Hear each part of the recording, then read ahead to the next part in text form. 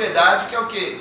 Que é um ataque a todo e qualquer direito fundamental e social que as pessoas têm nessa sociedade, nesse Estado democrático de direito, nesse Estado social, nesse Estado de bem-estar social. Então a gente precisa pensar, e é nessa perspectiva que eu trago as minhas reflexões aqui, fazendo essas três considerações, essas três abordagens, como é que a gente atua profissionalmente, socialmente, individualmente, na família, porque é o Estado democrático de direito que está em xeque.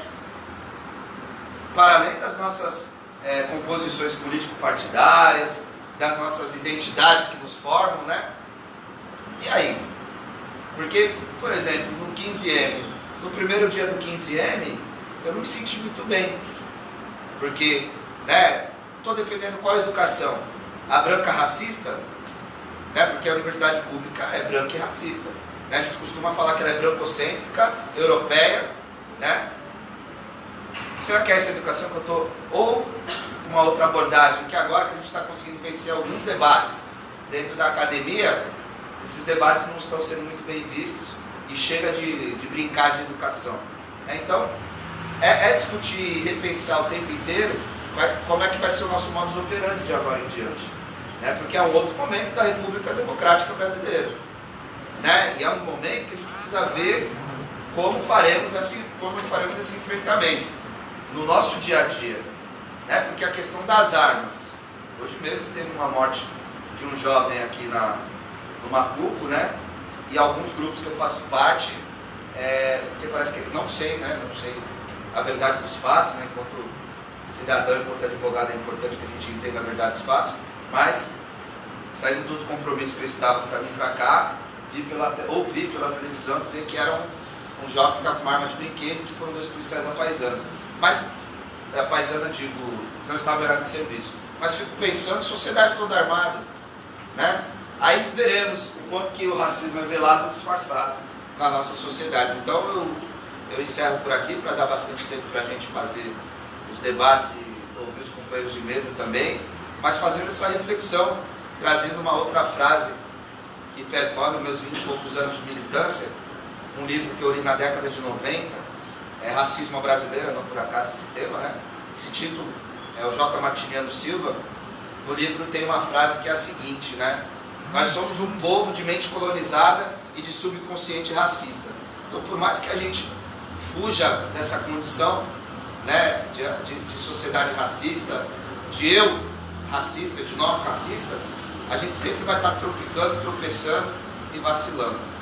Né? E aí eu considero, por aqui encerrada a minha intervenção, novamente parabenizando, Cíntia, na sua pessoa, todo o colegiado aí, pela audácia de colocar esse tema, né, essa discussão e percorrer as cidades, né, percorrer as realidades. Eu sei muito bem como é isso, porque enquanto conferências, enquanto militâncias, enquanto movimento negro, né, companheiros, a gente já faz isso no dia a dia, mas garantir isso enquanto instituição é muito difícil, né? Pela questão de disponibilidade de tempo, né, porque nós estamos na academia, nós estamos na rua, nós estamos em vários espaços, procurando garantir o debate, procurando garantir a intervenção. Então, fazer esse ponto CRES, né, acompanhei isso, né, e fiz a brincadeira enquanto Pariquaraçu, tá? Porque fui, né, a Pariquaraçu, a companheira Cíntia me convidou, e como é uma irmã de luta, eu falei, vamos lá, nem sabia onde era. Aí na quinta-noite ela fala, ó, vamos lá, vamos sair hoje, oi? Mas não, amanhã de manhã, né, se é Guarujá prévio, né? A gente vai de manhã, não, é Pariquaraçu, aí eu, vamos lá.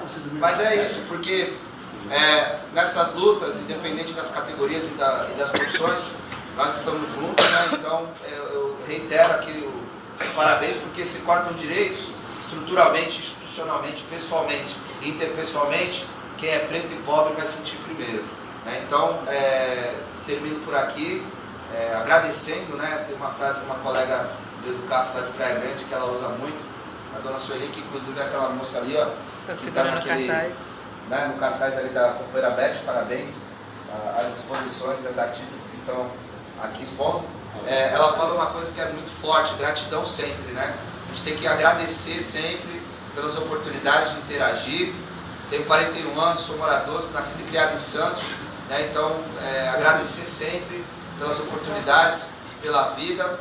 Não saudei nem os meus mais velhos, né? Enquanto candomblessista no começo, mas saúdo agora, abençoe os mais velhos, aos meus mais novos, né? Mutumbá, e que sigam os debates e todos os questionamentos que virão aí com certeza. Muito obrigado.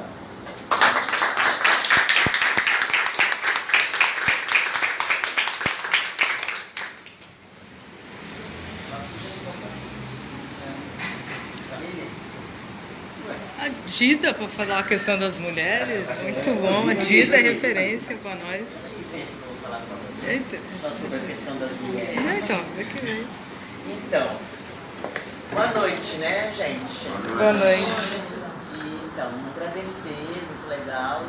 Aqui, como eu disse, virou nossa casa. Defender, né, esse espaço para estar sempre se juntando, conversando.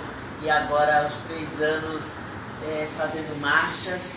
Eu queria só lembrar que fomos nós, as feministas, que tivemos a ideia aqui primeiro, com 3 anos atrás, de começar a indicar esse lugar como um ponto de encontro, de concentração para essas atividades, que entra direto na Praça Independência ou lá na Praça Mauá, né? E a gente começou e aí já virou tradição, né?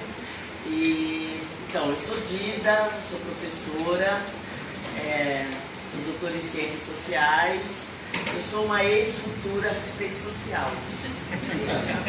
Falta 6 meses. Ex-futura. Eu sou da turma de 80 aqui, da Visconde de São Leopoldo, e abandonei no último semestre. Mas quase me considero um assistente social. Com todo respeito, né? Companheiras, colegas e colegas não vão brigar comigo. Mas eu digo isso porque a parte das questões que eu vou conversar aqui são questões que eu fico pensando no período da minha formação lá e fico pensando depois da minha relação com essa profissão na pessoa das assistentes sociais, que no geral são as assistentes sociais, né? São as minhas amigas, Nadita aqui, né? Que a gente militou muito. E, bom, agradeço muitíssimo o convite. Não foi por isso, por eu ter estudado isso que eu fui convidada, né?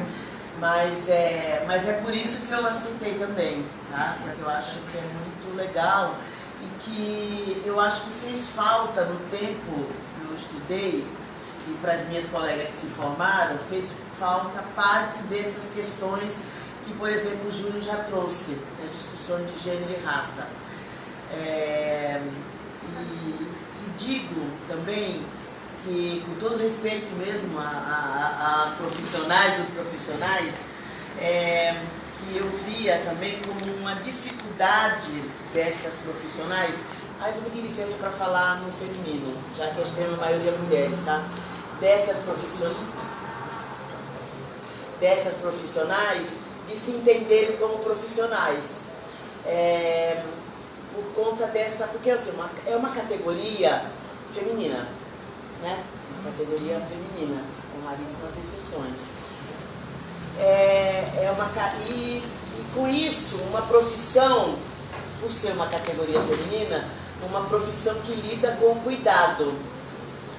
O cuidado tem sido reservado, reservado historicamente no mundo, e aqui também no Brasil, mas no mundo, de muito tempo atrás, não de sempre, mas de muito tempo atrás, para as mulheres.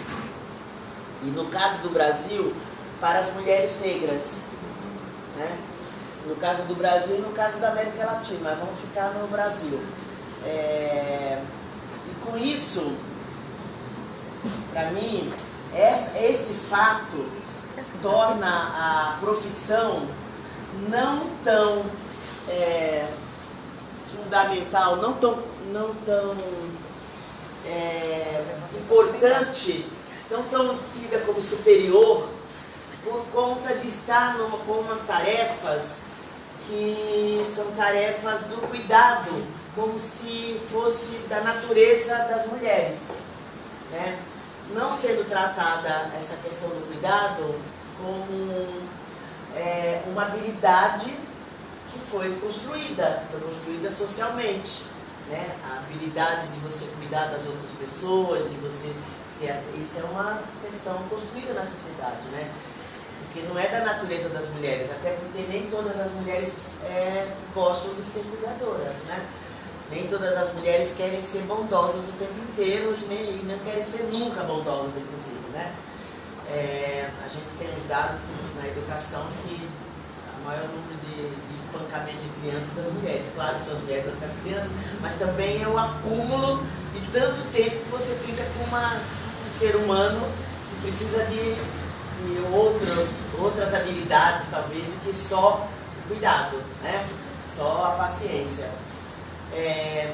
Então, essa é uma questão que eu acho importante a gente refletir nesta profissão.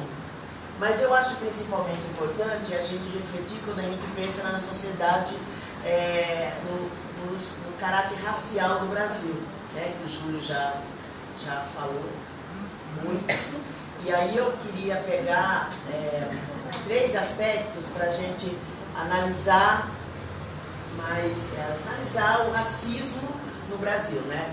Então, acho que primeiro pensar, né, nessa teoria, nessa fundamentação teórica mesmo do que é o racismo, né? Pensar em raças superior e inferior, que não foi construída aqui no Brasil, né? É uma construção muito antes da existência do tráfico, mas sistematizada no século XVI, quando o continente africano da Europa vem para o hemisfério sul e pilha, invade, saqueia, estupra e rouba e sistematiza o que é o sistema capitalista no mundo inteiro, que a gente sabe como ele está até hoje, né? Então, o racismo, essa ideia de raça superior e inferior, quer dizer, a gente sabe que se a gente for analisar na linha do tempo sobre os modos de produção, teve um escravismo que não tem nenhuma relação com essa escravidão que é de cor de pele, né? Que é pensar na Grécia, na Roma Antiga. Mas nós estamos falando dessa escravidão do século XVI, né? Da Idade Moderna. Escravidão da Idade Moderna, né? E aí, essa ideia de superioridade, ela aparece claro, está numa forma não consciente o tempo inteiro nesse racismo estrutural que o Júlio trouxe, e por isso que é passível de acontecer o tempo inteiro no cotidiano, nas relações, nos locais de trabalho de todo mundo, né? Posta aqui no país. Então, quando você olha numa sala de aula uma criança que não é branca, você já trabalha com aquela ideia. Aquela criança, ela não vai aprender, porque ela provavelmente passa fome, porque ela tem um pai, a família desestruturada, o pai é alcoólatra, essa ideia já vem fixa, assim, né? E não vou nem me esforçar muito. E não é nem uma maldade, é uma ideia que está posta, não estamos fazendo juízo de valores nem dos profissionais da educação. É uma ideia que está posta lá para as professoras e professores. E aí não tem investimento mesmo nessa criança. Essa criança, ela se evade, e aí nos cursos de pedagogia as alunas ficam fazendo os TCCs sobre evasão escolar, dizendo um monte de coisa que não tem nada a ver com que de fato as crianças abandonam a escola, né? Que são as manifestações de racismo, machismo, LGBTfobia e essas questões no geral, né? Então, para mim tem muito desse aspecto dos alunos irem se desgastando, não querendo mais saber da escola. Esse é o primeiro aspecto que nós temos que analisar no Brasil. Então, esse conceito, essa ideia de raça superior e inferior que está o tempo inteiro, né? E aí está do Marca, né, como o Júlio coloca aqui no Brasil, né, que você gostou, me chamou falou na discussão da questão do colorismo, que é como é uma autodeclaração, você que se autodeclara socialmente, a polícia sabe quem é negro, o porteiro sabe quem é negro e quem é negra, a segurança do shopping sabe quem é negro e quem é negra também. Então a gente sabe quem são as pessoas que são seguidas, né, nas lojas. Bom, essa é uma questão. A segunda, que eu acho que tem a ver também com essa questão que a gente conversou no finalzinho, que é a política estatal de embranquecimento no Brasil, né? Então teve uma sistematização, foi organizado, né?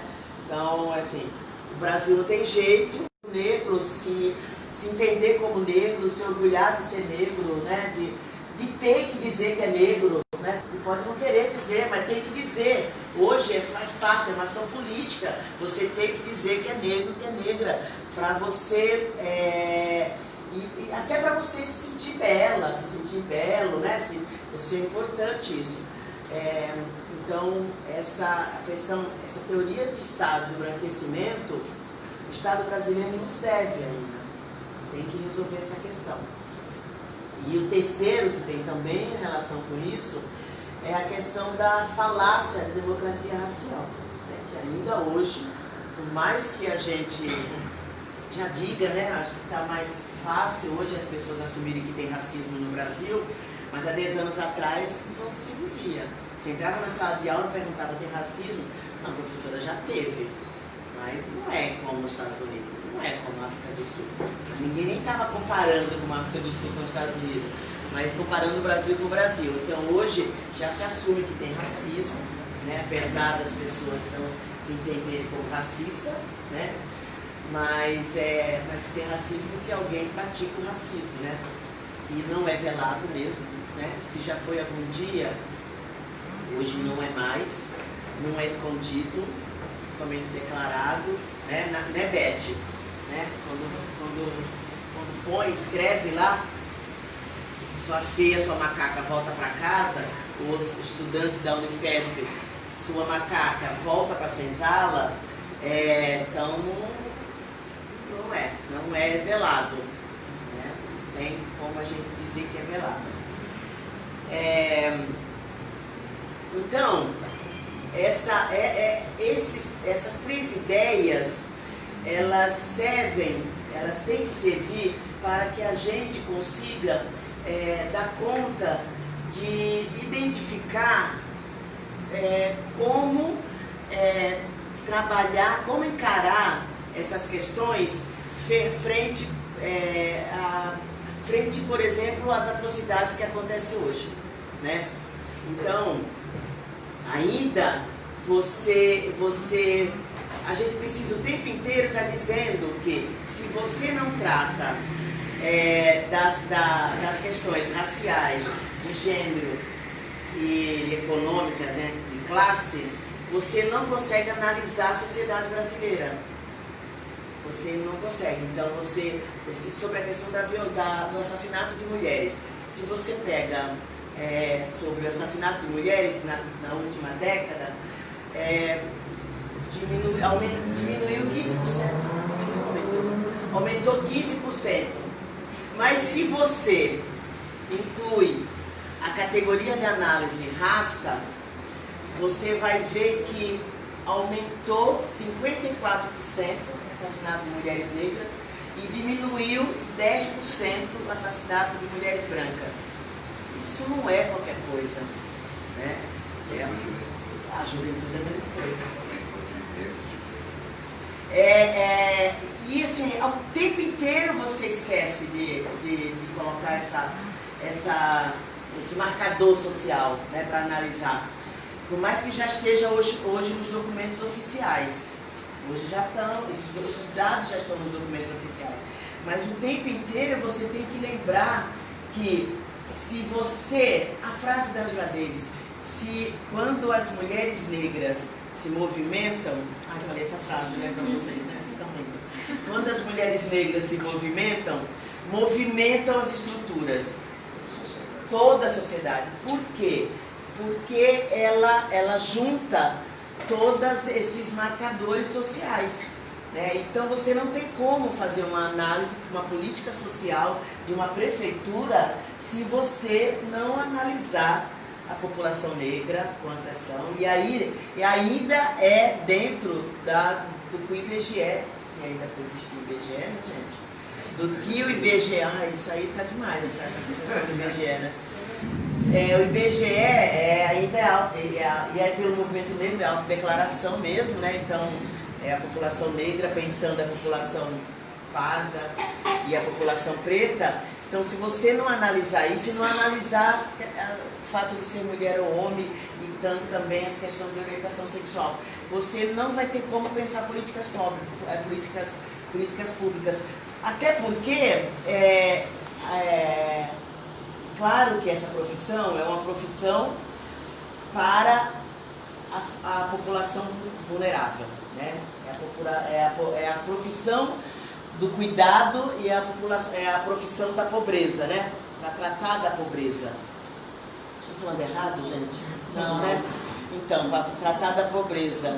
E aí, a pobreza é tão grande, que é duro, né? Como é que você vai pensar a questão racial, né? Se a pobreza, todo mundo está pobre ali, né? Então você vai lá no DIC, é todo mundo pobre. Mas como disse o Caetano na música Haiti, a pobreza escura a pessoa também. Então, quando tem uma política pensando na população negra, essa política ela vai atingir aquela população não negra que está naquela situação lá tida como os pobres, né? O Caetano disse numa música Haiti que quando ele está lá no Pelourinho, ele viu aqueles pobres, que era pobre, e a polícia chegando, então os pretos. É fundamental pensar, porque tem um aspecto da questão do povo pobre, do povo negro, que é uma possível rede social. Porque eu lembro muito, eu faço a conta, eu e meu companheiro. Meu companheiro é branco, ele é descendente italiano, ele foi criado pela família dele, né? O pai vendedor do filtro e a mãe costureira, trabalhadores, pobres. E só que ele estudou, ele e os irmãos dele estudaram na época certa numa universidade pública, USP, Unicamp. E eles tinham uma relação familiar que podia ajudar a fazer as lições de casa e tudo mais. E eu, não, né? Eu tinha 10 irmãos, eram 3, eu tinha 10 irmãos, estudei, tentei terminar o curso, não consegui, fui saída do curso e depois fui fazer mais tarde. Então, existe uma diferença, existe um aspecto muito terrível esse de ser negro nessa sociedade, que mesmo entre os pobres tem que ser levado em conta. E aí, mas pensando que quando a política pública chegar, ela vai atender todo mundo. Não é precisa localizar isso, porque tem um aspecto, além de ser pobre, ser preto. E isso altera muito a vida e o desejo e os sonhos de jovens, de meninos e meninas nesse país. Bom, acho que é isso para a gente conversar, a gente bater papo aí depois. Obrigada.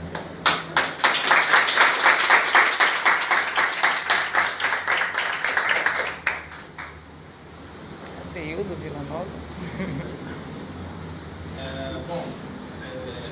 Vamos falar por último que a gente pega bastante coisa dos que falaram anteriormente e a gente consegue avançar aqui um pouco no que a gente... Adeildo, só se apresenta para eles. Que a gente se propôs a fazer.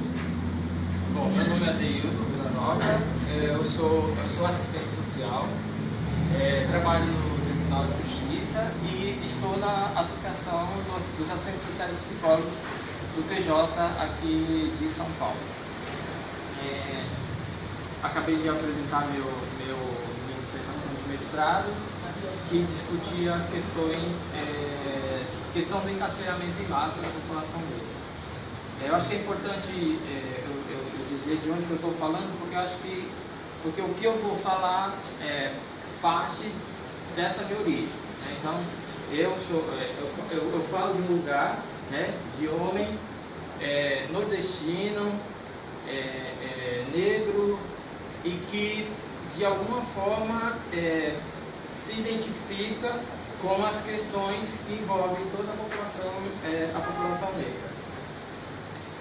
Então é desse lugar que eu estou falando. Então tudo que eu estou dizendo é a partir desse lugar. Se tivesse outro lugar, talvez a minha fala fosse um pouco diferente. Então é importante a gente dizer isso, tá? A minha fala aqui, ela vai estar muito baseada numa fala que a Lúcia Xavier, ela é assistente social, ela é coordenadora da ONG Crioula, lá no Rio de Janeiro, e o Conselho Federal de Serviço Social fez um encontro nacional sobre o serviço social no campo sócio-jurídico, e a Lúcia, ela brilhantemente, ela trouxe alguns questionamentos para a nossa profissão, né? E como ela é assistente social, ela trouxe algumas questões, ela pontuou algumas questões que eu acho que é importante a gente pensar sobre isso.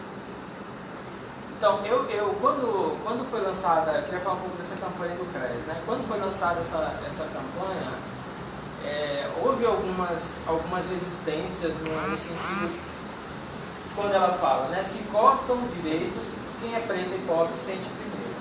Em alguns momentos, em alguns lugares, essa frase ela não foi muito bem vista, muito bem aceita, acolhida pela população de um modo geral. Mas eu queria parabenizar o CRES por essa iniciativa, e essa iniciativa dessa campanha não é à toa também, né? Ela é fruto dos vários embates que eu, a Cíntia, os CRES pelo estado de São Paulo inteiro, né, no interior, batemos o pé e dissemos: precisamos discutir racismo no conjunto CEFES-CRES. CEFES é o Conselho Federal e CRES é o Conselho Regional.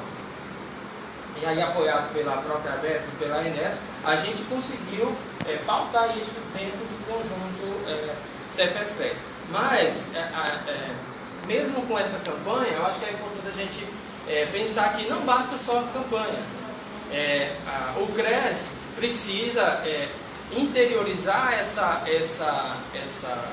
esse discurso, que não fique somente em uma campanha. E aí eu estou me reportando diretamente ao companheiro Júlio, porque em determinado momento ele mesmo foi vítima de racismo no equipamento que é onde o CRES está instalado, né? Então, e precisa que nesses momentos o CRES apoie essas pessoas que sofrem esse tipo de situação.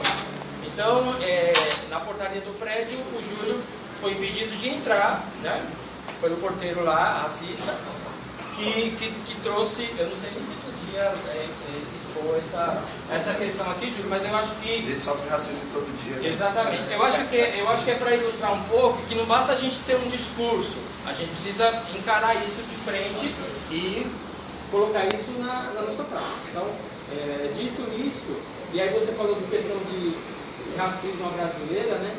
Que realmente são configurações do racismo que a gente tem aqui no Brasil sobre isso.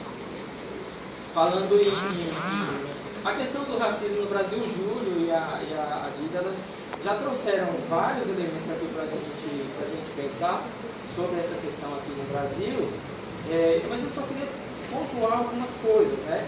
Já pensar que a civilidade do Brasil, a base dessa nossa civilidade, ela foi construída pelo racismo. Então, as nossas relações, quando o Júlio fala em racismo institucional, racismo estrutural, ele está querendo dizer que o nosso racismo é o que dá essa ligação entre as nossas relações. As nossas relações, elas sempre foram e sempre são mediadas por um racismo que hoje a gente vê que não é um racismo tão velado assim como a gente dizia.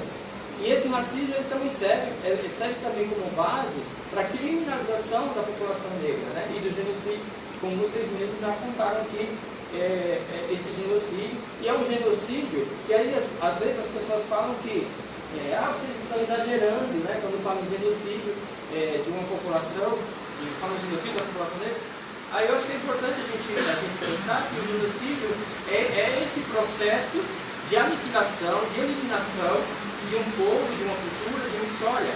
E o que a gente vê nos dados sobre a questão, sobre os negros no Brasil, sobre as mulheres no Brasil, sobre os jovens no Brasil, a gente vê que isso acontece. Então ninguém está exagerando, os números estão aí para ver. Existe um processo que está em andamento, é um processo que não parou ainda, né? Eu acho que é um processo que está caminhando para a eliminação mesmo dessa população, né? Para de fato o branqueamento se concretizar. Já que o Oliveira Viana não acertou as suas previsões, vamos matar então, ou se não mata, prenda. Porque a ideia é que se exclua, tire dessa ordem, né, burguesa, essas pessoas que de alguma forma atrapalham o desenvolvimento do nosso país. Então isso é importante a gente destacar, porque é o que vai pautar a nossa atuação quando a gente está nos nossos serviços. E esse racismo, ele não é um racismo somente interpessoal. Existe uma estrutura no Brasil, se a gente for pensar o próprio poder legislativo, o poder judiciário, que trabalha para que esse genocídio ele se objetive concretamente. Então, quando a gente pensa no legislativo e judiciário, mas o que o judiciário e o legislativo tem a ver com isso? Quando a gente pensa, né, e aí voltando um pouco, a gente pensar na questão da lei da vadiagem, por exemplo, a gente pensa em a lei do sexagenário, se a gente pensa em vários institutos legais que foram criados para excluir essa população, a gente percebe que há uma atuação efetiva desses poderes para que essa população de fato seja excluída. Só para a gente fazer uma ligação, se a gente for para hoje, trazendo isso um pouco para a atualidade, para a contemporaneidade, a gente pode pensar na questão da lei de drogas, por exemplo. A lei de drogas não foi criada para prender o cara que está lá na sua cobertura cheirando cocaína, fazendo o que ele quiser lá com a droga dele. A lei foi criada para prender as pessoas da favela, os pretos, os pobres que estão lá, não esses do asfalto, da cobertura.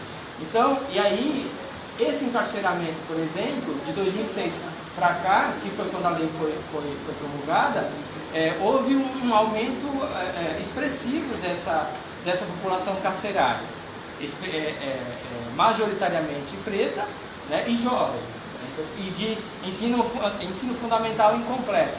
Então vejam que há um movimento da nossa sociedade, e é um movimento que é um movimento legal, digamos assim, porque tem o aval dos poderes constituídos para que isso aconteça, de inclusão mesmo dessa população. Se a gente for pensar por exemplo, a questão das mulheres negras, né? A questão das domésticas, por exemplo, né? A nossa Constituição é de 1988, mas só em 2015 que as mulheres tiveram seu direito efetivado de ter uma carteira assinada, porque até então não era obrigado, o patrão não tinha que registrar empregada doméstica. Para quê? Para pagar férias, pagar SPC, pagar uma série de direitos. Então, e veja como isso interfere diretamente com a questão das mulheres negras. Então, e aí, se a gente for pensar nessa população preta encarcerada, e como isso interfere na vida dessa pessoa e das famílias dessas pessoas. Porque a criminalização, ela também vai para as famílias. Então, se a gente for pensar na questão dessas pessoas que estão presas, elas têm os seus direitos sociais suspensos, elas têm seus vários direitos que elas teriam aqui fora, lá dentro elas não têm, e aí passa todo um tempo preso e depois que sai, ainda sofre com o preconceito e a discriminação da nossa sociedade, que não vai dar emprego para ex-presidiário, que não vai dar emprego para egresso. Então é importante que a gente faça essas leituras para a gente, na nossa prática, a gente conseguir minimamente identificar algumas marcas que essa população traz e que faz com que elas estejam ali naquele momento, né? Precisando da nossa atuação, da nossa intervenção. Então quando a gente fala isso, a gente está falando de uma política que é uma política genocida, uma política que aquele Mbembe ele fala que é uma necropolítica. Então, é a política da morte, não da vida.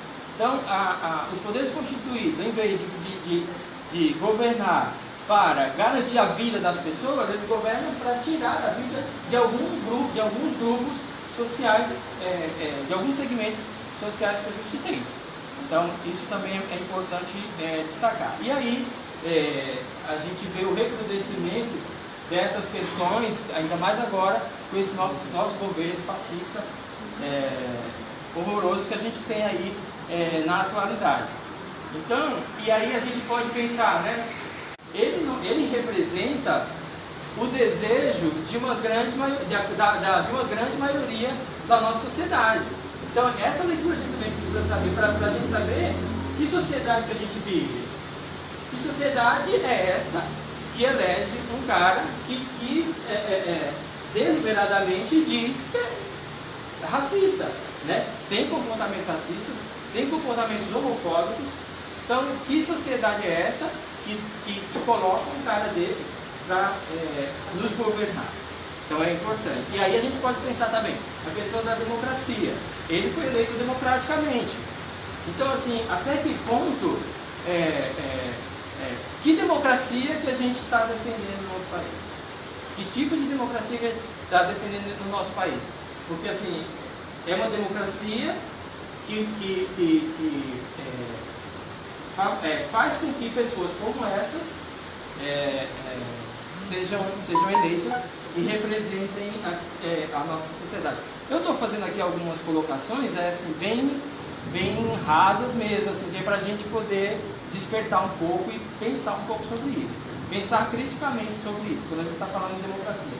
Mesma coisa que o Júlio colocou, a gente está lá defendendo a educação. Mas que educação que a gente está defendendo?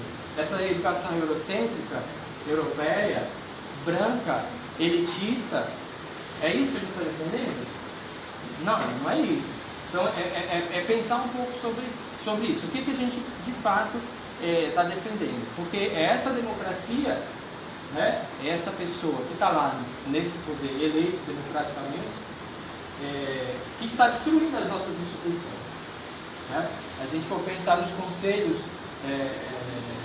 agora há pouco, ontem, se eu não me engano, baixou um decreto acabando praticamente com a participação da sociedade civil no CONAMA, né? E aí excluindo deliberadamente a representação da população indígena nesse conselho.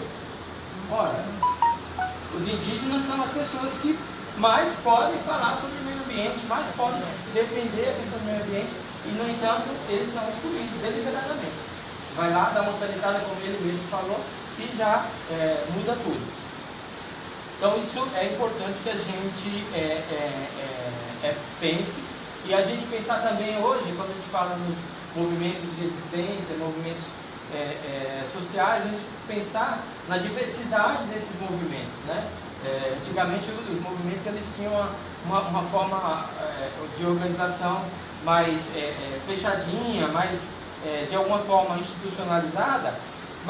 E hoje a gente vê movimentos que eles são autogeridos, que eles são autocoordenados, que as frentes populares que a gente tem visto por aí, frente contra o desencarceramento, frente contra a reforma da Previdência, são movimentos que não têm uma estrutura muito institucionalizada, mas que eles se organizam e têm dado muitos resultados, né, para a resistência e para a luta contra as violências que o Estado tem promovido. É só para a gente pensar um pouquinho a questão do Brasil. E aí eu queria trazer algumas coisas específicas para a nossa profissão. Eu acho que é importante a gente discutir. Eu não sei, quem daqui é assistente social? E estudante? Bastante. Você é estudante? Falou do que é estudante.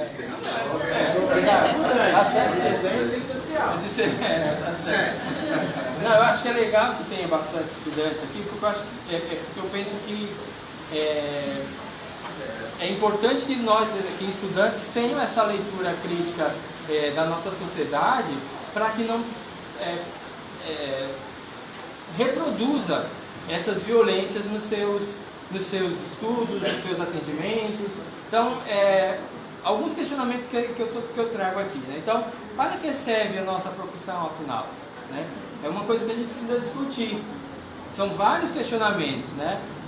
Infelizmente, nós temos na nossa categoria muitos profissionais que, ao invés de tentar promover a autonomia dos sujeitos, eles desenvolvem a própria, eles favorecem que essa pessoa seja diminuída, que ela seja não promove a autonomia desse sujeito, né? Então, muitas vezes tem gente em seus atendimentos falando para o usuário ler a Bíblia, né? Outros se recusam a atender porque o cara é isso ou é aquilo, porque ele é pessoa em situação de rua, porque ele... várias questões. Então, precisamos fazer essa autocrítica na nossa profissão para que a gente não reproduza essas questões que a gente está colocando aqui. Então, quando a gente fala por exemplo, a questão da autonomia, né? E aí trazendo um pouco para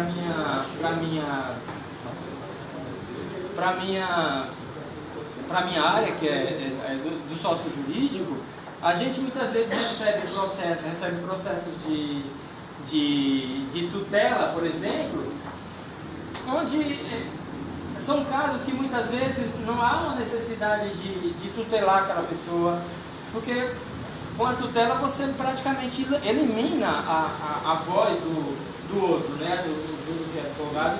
Ele pode falar um pouco sobre isso, mas é uma forma de você silenciar aquela outra pessoa. Então, dependendo das situações, são casos que a gente faz uma avaliação e que, dependendo da pessoa que está lá avaliando, ela vai olhar para aquela pessoa e vai falar, olha, não, ela não tem condições realmente de assumir o seu dinheiro, ou a sua vida civil, então vamos interditar. E não faz uma leitura mais crítica, né, sobre quem é essa pessoa, de onde ela veio, que família que ela tem, será que a família não pode dar isso, pode ser a necessidade de uma interdição. Então, é pensar um pouco sobre isso. O Júlio falou sobre a racismo brasileira, na nossa área a gente tem a adoção à brasileira. Eu não sei se vocês acompanharam aí ultimamente o desfile, né, a adoção à passarela. Gente, e aí a criança está lá, pelo amor de Deus, alguém me adotem.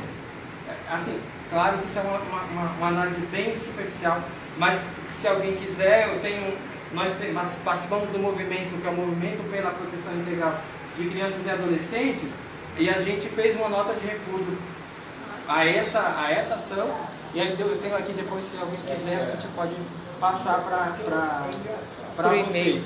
Então, assim, pensando na nossa profissão, né?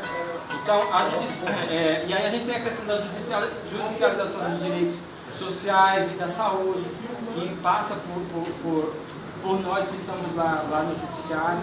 Então é preciso rever a nossa formação. A formação precisa atualizar, né? Precisa atualizar quem somos nós, de onde viemos, qual é a realidade brasileira hoje. Então, se a gente não estiver atento a essas coisas, a gente não vai oferecer um atendimento digno para um atendimento que realmente traga para aquela pessoa a sua autonomia. Então é preciso rever criticamente as nossas práticas, né? Realmente ler Bíblia, dar receita para a vida, esconder informações ou alguma coisa não vai não vai resolver, só mais um minutinho, só para fechar aqui. Não vai resolver. Então, precisamos entender quais são as dinâmicas que marcam a vida das pessoas que a gente atende. Eu não posso pensar que ela chega na minha mesa, eu atendo, ela é aquilo e pronto. Né? Ela tem uma história que tem a ver com a sua raça, tem a ver com a sua cor, tem a ver com a sua origem, tem a ver com a sua orientação sexual. Tem várias questões que a gente precisa observar na hora que a gente for fazer esse atendimento. Não perder de vista que a raça é fundante dos modos de ser, de nascer, de viver e de morrer da nossa população. Então a gente sabe que quem está morrendo mais são os presos, né? Quem está sendo preso mais são os presos. Então, é a cor da nossa pele, é a nossa raça, que está mediando as nossas ações.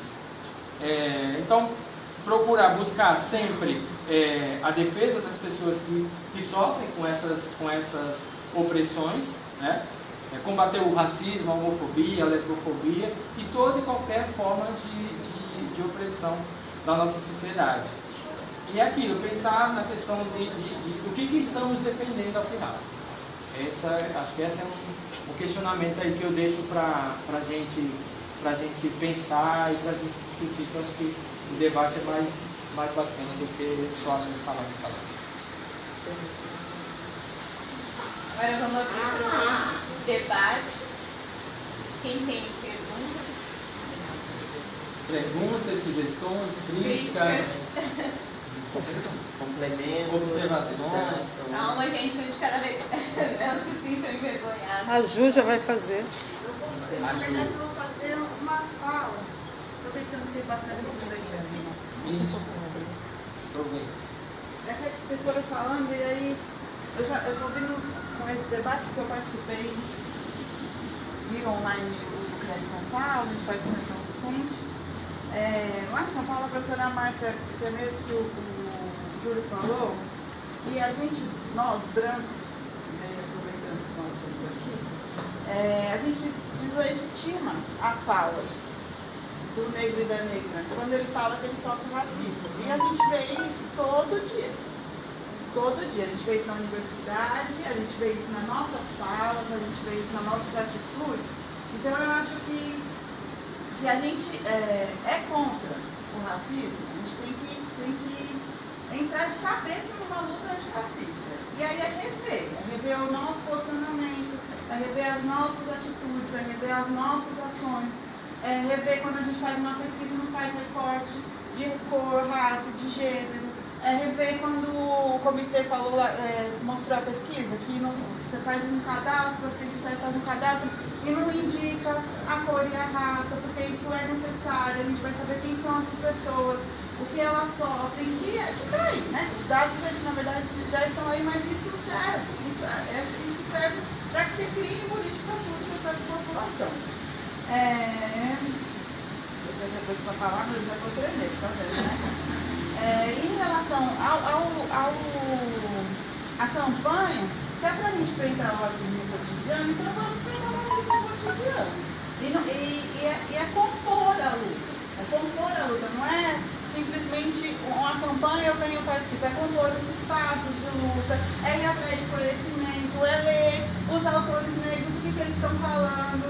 Não é só ler Flores São Fernandes, que é ótimo, mas é ler o Milton Santos, é ler a Angela Davis, é ler o Clóvis Moura, né? Então a gente tem que ir atrás. E aqui nos espaços, os estudantes que estão aqui, e no espaço do Enem, a gente faz debate sobre, do pessoal das redes sociais, o CRES faz um debate, o pessoal faz pesquisa, o Bergs faz debate e levar a demanda. Não tem. É isso. Não é uma pergunta, mas eu só para dar uma educada. Eu acho que é mais uma pergunta, mas pensando na proposta, né, e pensando nas profissões que estão aqui, né, você tem serviço social, de um bom tempo já, né, fazendo com serviço social já abandonei, já tem, enfim, da Unifesp. Então, os estudos sobre as relações raciais, eu vou falar que eu sou expert, mas eu domino através da minha organização. Eu acho que a partir do que o serviço social pensa, né? E aí a gente, quando fala de serviço social, não tem que entender as três entidades, né? A ENES, Executivo Nacional de Estudantes de Serviço Social. Ela tem o caderno de deliberação, todo ano quando temos encontro, a gente defende isso. Né? E aí, quando você fala lá, tem que sair do discurso, né? Está lá na ENES, que a executiva defende, está no caderno de deliberação, a gente não defende só ser antirracista, mas ser anticapitalista, a favor da educação. Então é isso, está no caderno de deliberação. Aí vamos para o Conjunto Cefes-Cres. O Conjunto Cefes-Cres, ela cria manifesto, cara. Senão, quase todo ano, o ano sai, Semana da Consciência Negra, um manifesto apoiando a luta antirracista. Então qual o problema? Estou partindo da análise que eu faço da categoria. Né? Vamos lá. Vamos chegar diferente. A ABEPS. A ABEPS é a Associação Brasileira de Ensino, Pesquisa e Serviço Social. E tem a diretriz de 96. Então ela tem uma diretriz, mas quem defende as universidades é politicamente. Quem tem a diretriz nacional. Ela pode seguir e falar, vou seguir a nacional, eu não vou defender a diretriz de 96 não, porque é marxista demais, vamos dizer assim. Vamos dizer que o nosso presidente fala, é socialista, comunista e estatizante. Isso aí não é nosso. Vamos falar como o nosso presidente fala. Né? Dentro da ABEPS tem os núcleos, mano. Está lá no núcleo de fundação, formação sociohistórica brasileira, que tem que estudar não só a questão racial, tem que estudar a questão de gênero. Tá ligado? E aí eu parto do método que a gente tem, que a gente defende. A gente, quando eu falo, essas três entidades de serviço social. É o método Marx, cara. Não é para ser marxista, eu quero colocar aqui para todo mundo. Quem confunde dizendo que o serviço social é marxista, desculpa, defende o método. Entendeu? O método é para entender o real. A gente não está falando da questão racial, eu, enquanto movimento negro, um serviço social, aqueles que defendem verdadeiramente, posso colocar o nome de pessoas aqui que defendem. Porque a gente tem que fazer corte. Não, desculpa, não é. É real e concreto. Através da análise sócio-histórica e dialética do Brasil, está lá. Não só serviço social. Pega o Clóvis Moura, que a menina acabou de falar aí. Sociologia do negro brasileiro. Que a gente está falando hoje de racismo estrutural e racismo funcional, ele já falava lá dos mecanismos lá de barragem. Né? Ele ia falar, ó, desculpa, a herança da escravidão não está no negro não, está no branco, que mantém os mecanismos ainda. Entendeu? Ó, dialética radical do Brasil negro, ele traz lá todo o processo que é lento, gradual, sobre o crime da escravidão, com medo do Brasil ser um Haiti, está lá. Então, o que a gente está falando aqui não é porque a gente defende o sessão negro, não. É porque é concreto, o genocídio, o cárcere, o feminicídio da mulher negra. Não só isso. Não vamos entender só violência à morte, não. Os atendimentos no laboratório, mulher no parto, né? Violência obstétrica, o direito à educação, à evasão. A gente não pode falar que a evasão só pode ser por causa de preconceito, porque não é ter relação econômica. Essa relação econômica tem cor. É concreto, entendeu? E aí, meu, não dá para ficar discutindo com pessoas que, vamos ver, não sei como nem falar aqui, tipo, isso é mimimi, né? Mimicídio, né? Isso é mimimi do movimento negro, né? Ou que não, hoje se tem muito, há um avanço, eu acho que na discussão das questões raciais, não só de raciais de gênero e tudo mais, mas esse avanço não está sendo por nós protagonizado, esse avanço é pelo mercado. Há um antirracismo de mercado. Está posto isso. Né? A nossa companheira lá, que eu não tenho que fazer crítica a nenhum negro não é meu inimigo, porque, por mais que eu não tenha a mesma perspectiva que a minha, mas eu não gosto de abrir a minha internet e ver dois pretos brigando. Sabe? Não dá. Entendeu? Não dá. E aí o que ela defende? Individualmente. Não dá para me falar de racismo estrutural e falar que eu estou sofrendo sozinho. Entende o que eu quero dizer aqui? Então há um problema que essas discussões estão sendo tomadas via hierarquia, de cima para baixo de novo. A gente não tem o domínio ainda. Os caras estão tomando e fazendo o que quiser com as nossas discussões. Tanto com a questão racial quanto a questão de gênero e a questão agora das drogas. Meu, não dá para falar de uso recreativo na periferia. O uso do álcool e o uso da cocaína e outras drogas também, nossa população não vai buscar ela para ser recreativa. Vamos falar sério? Não vai. A população periférica e negra dificilmente é recreativa. E para mim, são pequenos trabalhadores. O molecada que está no tráfico aí, cara, é trabalho informal. Desculpa.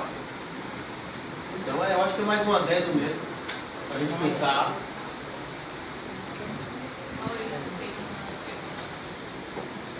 Boa noite a todos e a todas, companheiros. Meu nome é Maurício, eu sou funcionário público municipal, sou sociólogo. Assim como as assistentes sociais e os profissionais da área de humanas, também sou uma espécie de extinção sobre esse governo. Né? Para um testemunho, assim, participar da minha apresentação também, um testemunho rápido. de segundos. Eu morava no Rio aos 16, 17 anos e o primeiro espaço que eu participei politicamente, militei, foi no movimento negro unificado contra a discriminação racial.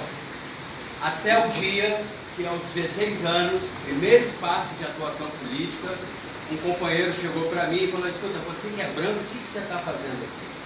Né? E depois, ao longo da vida, eu descobri que a questão, primeiro, resgata a minha negritude. Acho que todo branco nesse país tem essa obrigação, inclusive, porque a nossa negritude está na nossa cultura, está na nossa sexualidade. Mas esse foi só porque eu queria dizer uma coisa com relação ao eixo da campanha. Quem é preta e pobre seja primeiro. Né? Eu acho que do ponto de vista político, inclusive, eu acho muito feliz, eu entendo perfeitamente essa questão. A vulnerabilidade, o máximo da vulnerabilidade nessa nossa sociedade, nessa ordem social capitalista, está hoje justamente nas mulheres pretas, né, pobres, e acumulam uma série de vulnerabilidades. Eu estava conversando isso com a Elise e alguns colegas há um tempo atrás, discutindo o SANS, né, discutindo o plano diretor, a lei do solo, o processo de segregação social que vivemos aqui. E eu trabalho na área de indicadores sociais, análise de indicadores sociais, né, e também já tinha cheguei a esse ponto. Né? O setor o elo mais frágil, mais fraco, mais vulnerável está aí, justamente.